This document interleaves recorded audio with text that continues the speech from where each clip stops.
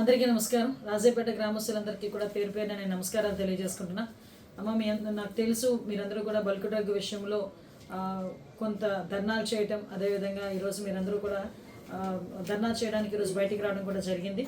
అయితే నేను మీ అందరితోని కూడా 2-3 మీటింగ్స్ కూడా పెట్టుకోవడం జరిగింది. అయితే మీ దగ్గరికి విలేజ్లోకి రావడానికి నాకు ఎటువంటి అభ్యంతరము లేదు. దయచేసి మీరు అందరూ కూడా అర్థం చేసుకోవాల్సిన బాధ్యత కూడా ఉంది. ఎందుకంటే మీరందరూ గెలిచి ఈరోజు నేను ఒక హోమ్ మినిస్టర్ పొజిషన్లో మీరందరూ కూర్చోబెడితే నేను కూర్చోగలిగాను. ఈరోజు మీ అందరూ ఓట్లు వేసి గెలిపించి గౌరవ ముఖ్యమంత్రి గారు పవన్ కళ్యాణ్ గారు కలిపి ఈరోజు నన్ను ఇక్కడ కూర్చోబెట్టారు. కాకపోతే మీ అందరి దగ్గరికి రావడానికి నాకు ఎటువంటి అభ్యంతరము లేదు. కేవలం అసెంబ్లీ సమావేశాలు జరుగుతున్న కారణంగా మాత్రమే నేను మీ దగ్గరికి రాలేకపోయా. కంపల్సరీగా అసెంబ్లీ సమావేశాలు అయిపోయిన వెంటనే నేనే విలేజ్లోకి వస్తాను, మీ అందరితోనే కూడా మాట్లాడతాను, మీ అందరూ సాధక బాధలు కూడా వింటాను. మనం అందరం కూడా ఒక కమిటీ కింద ఏర్పడి మీ తాలూకా డిమాండ్స్ ఏదైతే ఉన్నాయో ఆ డిమాండ్స్ అన్నీ కూడా ప్రభుత్వం దృష్టికి తీసుకొద్దాం.